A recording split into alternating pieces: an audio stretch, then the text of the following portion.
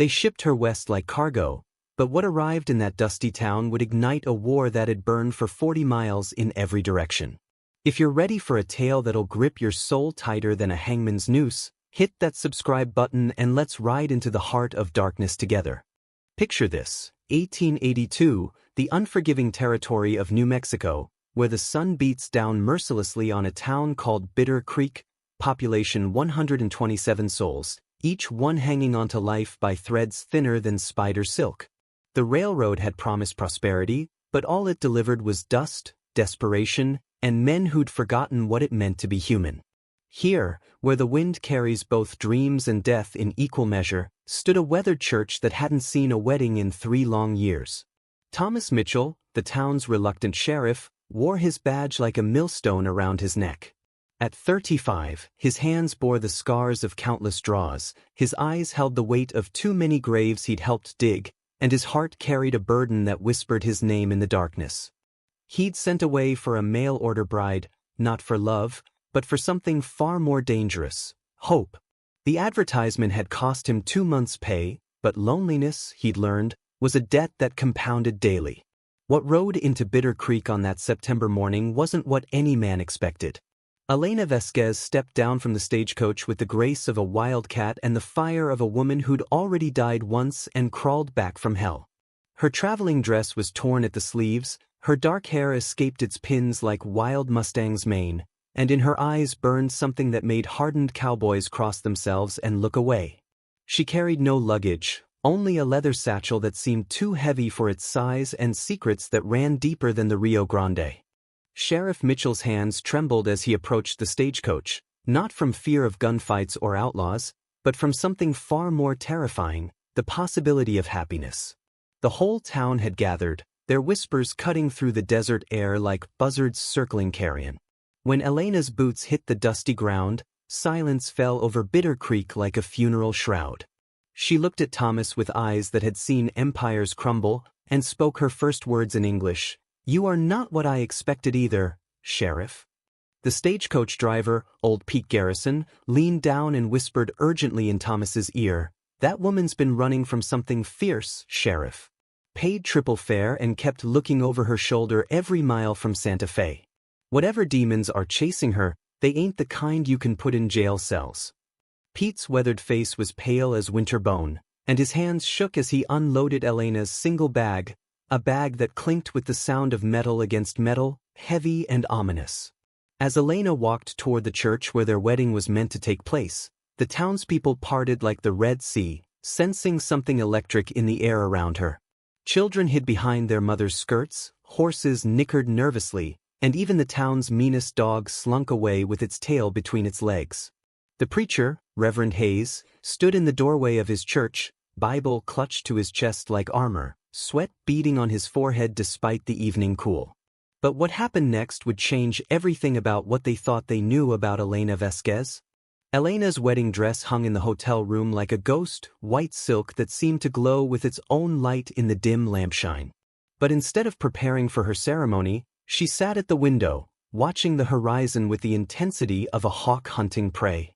In her hands, she turned over a silver locket, its surface worn smooth by desperate fingers, and inside, a photograph that would make grown men weep. The locket contained the face of a child, a little girl with Elena's eyes and a smile that spoke of innocence lost too soon.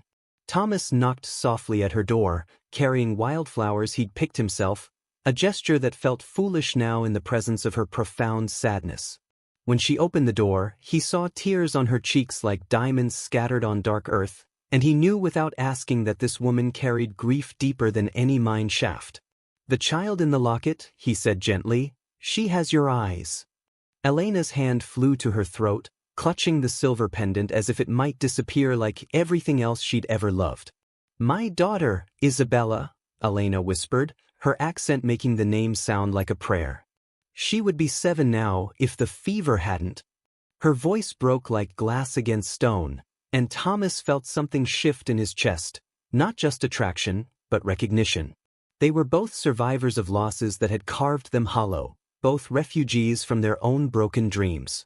The wedding dress rustled in the evening breeze, but neither of them looked at it anymore. But the sound of approaching hoofbeats would soon reveal that Elena's past hadn't stayed buried in Mexico. The man who rode into Bitter Creek 3 days before the wedding looked like death itself had taken human form and learned to smile. Diego Santos wore black from his hat to his boots, and his horse was the color of dried blood.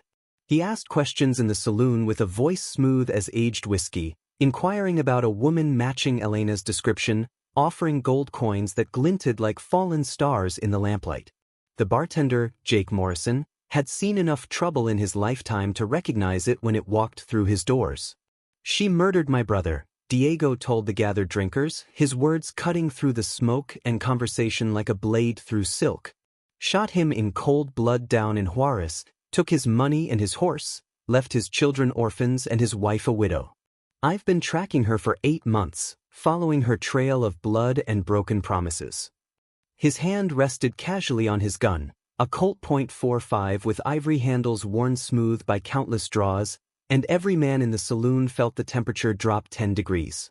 Sheriff Mitchell heard the stories within the hour. In a town of 127 people, secrets traveled faster than wildfire. He found Elena in the church, kneeling before the altar, her lips moving in silent prayer.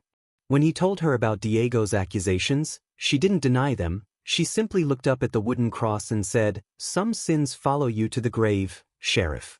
Some debts can only be paid in blood." Her voice was steady as mountain stone, but her hands were shaking like autumn leaves. But the truth about what happened in Juarez was darker than anyone could imagine. Elena's story unfolded like a map to hell itself, each word drawing Thomas deeper into a world where justice wore a bandit's mask and innocence died young. Her husband, Carlos, had been a good man, a schoolteacher who believed books could change the world, who read to Isabella every night until the fever took her small hand in his. But when the sickness came to their village, when the medicine ran out and the doctors turned their backs on the poor, Carlos made a deal with the Santos brothers that would cost him everything. Diego and his brother Ramon controlled the only supply of medicine for 100 miles, Elena explained, her voice hollow as a grave. They demanded not just money, but something else. They wanted me to come work in their cantina, to serve drinks and other services to their men. Carlos agreed, thinking he could find another way to pay them back. But Ramon Santos was not a patient man, and when Carlos couldn't produce the full amount they demanded, Ramon came to collect his debt personally. The night Carlos died, Elena had hidden in the root cellar with Isabella's body, still warm, still beautiful, while above her the sounds of violence painted pictures too terrible for words. She heard her husband pleading, heard the dull thud of fists against flesh, heard the final gunshot that ended his begging forever. When she emerged hours later, she found Carlos hanging from their own roof beam, a note pinned to his chest. "Debts must be paid.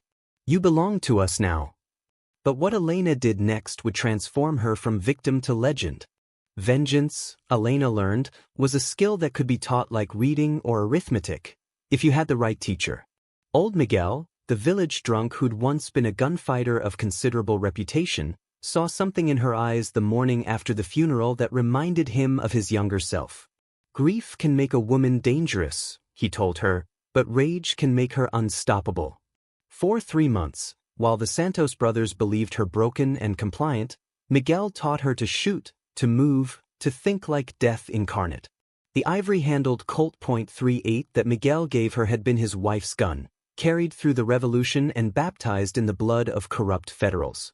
Elena's hands, once soft from her work as a seamstress, grew calloused from practice, her reflexes sharp as razor wire. She learned to draw faster than a rattlesnake strike, to put 6 shots through a playing card at 20 paces, to kill without hesitation or mercy. "The gun doesn't make you powerful," Miguel whispered during their final lesson, "your willingness to use it does." When Elena finally walked into the Santos Cantina on a Tuesday evening in March, she looked like any other working girl seeking employment, humble dress, downcast eyes, hands that appeared to tremble with nervousness. Ramon Santos smiled when he saw her, thinking her spirit finally broken, ready to claim his prize. He died with that smile still on his face, Elena's bullet finding his heart before his hand touched his holster. The other men in the cantina never had a chance to draw. By the time the smoke cleared, 5 men lay dead, and Elena Vasquez had become a ghost story. But Diego Santos had been in Mexico City that night, and when he returned to find his brother's grave, he swore an oath that would follow Elena to the ends of the earth. The morning of the wedding dawned red as fresh blood, the sky painted with clouds that looked like smoke from a distant fire. Elena stood before her mirror in the hotel room, the white dress transforming her into something ethereal and dangerous, a vengeful angel preparing for war. She could hear the church bells ringing, calling the faithful to witness what should have been her new beginning, but the sound reminded her only of funeral tolls and broken promises. Thomas waited at the altar in his best suit, a blue serge outfit he'd bought in Santa Fe with money he'd saved for 2 years. The church was packed. Every soul in Bitter Creek had come to witness the strange union between their haunted sheriff and the mysterious woman from Mexico. But as Reverend Hayes opened his Bible and began to speak about love conquering all, the sound of a single horse approaching at full gallop cut through his words like a knife through silk. Diego Santos entered the church as if he owned it, his spurs ringing against the wooden floor like funeral bells. He wore a black suit that made him look like an undertaker, and his smile was cold as winter stars. "I object to this union," he announced, his voice carrying the authority of death itself, "on the grounds that this woman is a wanted murderer who has yet to pay for her crimes." Every person in the church turned to stare at Elena, and she felt their trust drain away like water through a broken dam. But Elena's response would prove that some women are forged in fires hot enough to melt steel. "Then step forward and collect your debt," Elena said, her voice carrying across the church like a battle cry.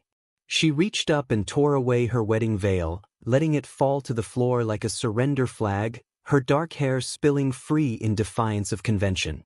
Her hand moved to her thigh where, beneath the white silk of her wedding dress, she'd strapped Miguel's Colt .38, death disguised as innocence, violence hidden beneath the promise of new beginnings. The congregation scattered like birds before a storm, women grabbing children, men diving behind pews, Reverend Hayes clutching his Bible and praying aloud in a voice that cracked with terror. Thomas started to move toward his own gun, but Elena's sharp glance froze him in place. "This is my debt to pay, Sheriff," she said without taking her eyes off Diego. "Some accounts can only be settled in blood." Diego's laugh echoed off the church walls like the sound of bones breaking.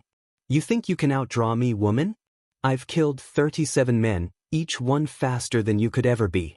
I've sent souls to hell from California to Chihuahua, and I'll add yours to the collection." His hand hovered over his ivory-handled Colt like a spider waiting to strike, and the air in the church grew so thick with tension that it seemed hard to breathe. But what happened in the next 5 seconds would become legend in every saloon from Texas to Arizona. The draw happened faster than lightning striking twice in the same place. Elena's hand moved like mercury, fluid and deadly, the white silk of her wedding dress tearing as she pulled the .38 from its hiding place. Diego was faster than any man Thomas had ever seen, but Elena was something beyond speed, something beyond human limitation. She was grief transformed into vengeance, love corrupted into perfect violence. 2 shots rang out simultaneously, the sound deafening in the confined space of the church. Diego's bullet splintered the wooden cross behind the altar, sending fragments of sacred wood raining down like tears from heaven. Elena's shot found its mark with surgical precision. Diego Santos pitched backward, his ivory-handled Colt clattering uselessly across the floor, his black suit already darkening with blood that pumped from his heart like wine from a broken bottle. Elena stood in her ruined wedding dress, smoke rising from her gun barrel like incense, her face a mask of terrible satisfaction. Around them, the church was silent except for Diego's labored breathing and the whispered prayers of Reverend Hayes. Thomas approached her slowly as one might approach a wounded wildcat, and when she looked at him, he saw not the woman he'd planned to marry, but something far more dangerous, a creature born from love's destruction, baptized in violence. But Diego Santos was not finished with his vengeance, and with his dying breath, he would set in motion events that would test every soul in Bitter Creek. With blood frothing on his lips like foam on a mad dog's mouth, Diego Santos used his last breath not for prayer or repentance, but for a curse that would echo through the desert like thunder. "My men are coming," he gasped, each word a struggle against the darkness claiming him. 20 riders, sworn to finish what I started. They'll burn this town, kill every man, woman, and child, until they find her body. His eyes fixed on Elena with a hatred that seemed to glow like coals in a forge. Elena knelt beside the dying man, her wedding dress spreading around her like spilled milk, and pressed her gun barrel against his forehead. "How long do we have?" she asked, her voice as steady as a judge pronouncing sentence. Diego's smile was terrible to behold, the grin of a demon who'd found a way to drag others into hell with him. 3 days, he whispered. 3 days to say your prayers and dig your graves.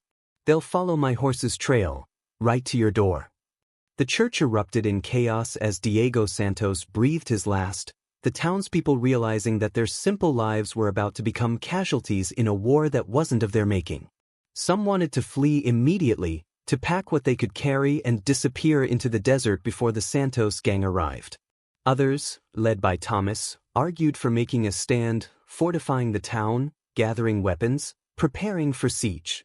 But Elena stood in the center of it all, blood on her wedding dress and fire in her eyes, and made a proposal that silenced every voice.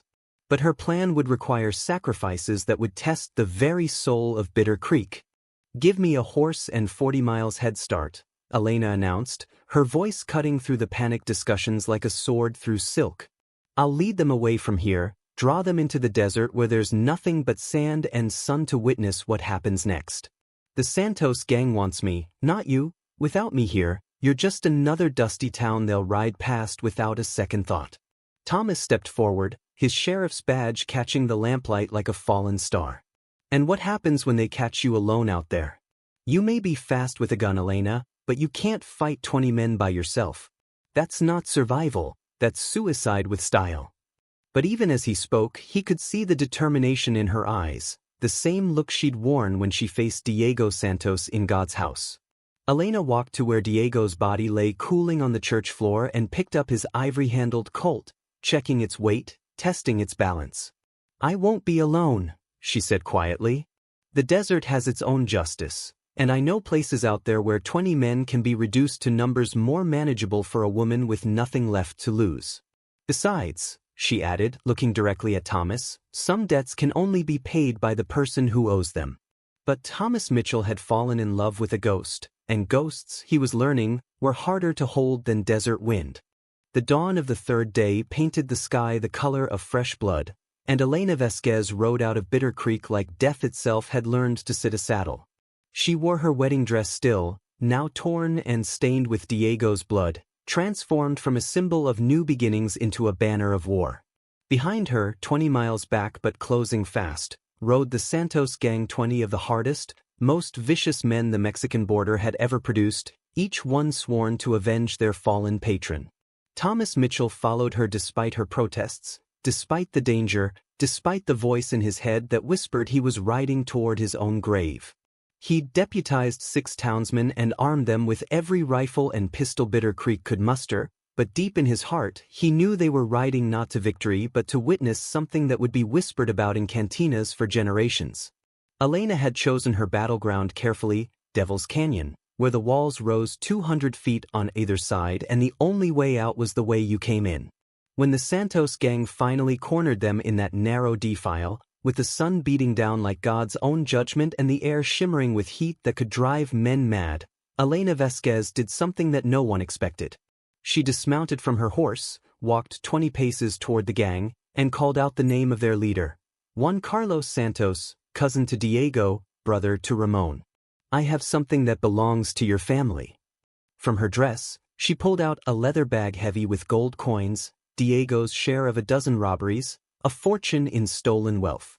The confrontation that followed would be painted on cantina walls from Texas to Chihuahua, the day a woman in a blood-stained wedding dress faced down 20 armed men and emerged victorious not through violence, but through something far more dangerous, the truth about what the Santos family had really been and the terrible secret that Diego had taken to his grave. Elena's final gambit wasn't lead and gunpowder, but words sharp enough to cut through decades of lies and family loyalty. She told the Santos gang the truth that Diego had hidden even from his own blood, that he and Ramon had been selling arms to Apache raiders, using their profits to buy respectability while innocent families died in attacks they had enabled. The leather bag she threw at Juan Carlos's feet contained not just gold, but letters in Diego's own handwriting, correspondence with Apache war chiefs, evidence of treason that would destroy the Santos name forever. The silence that followed was deeper than graves and more complete than death itself.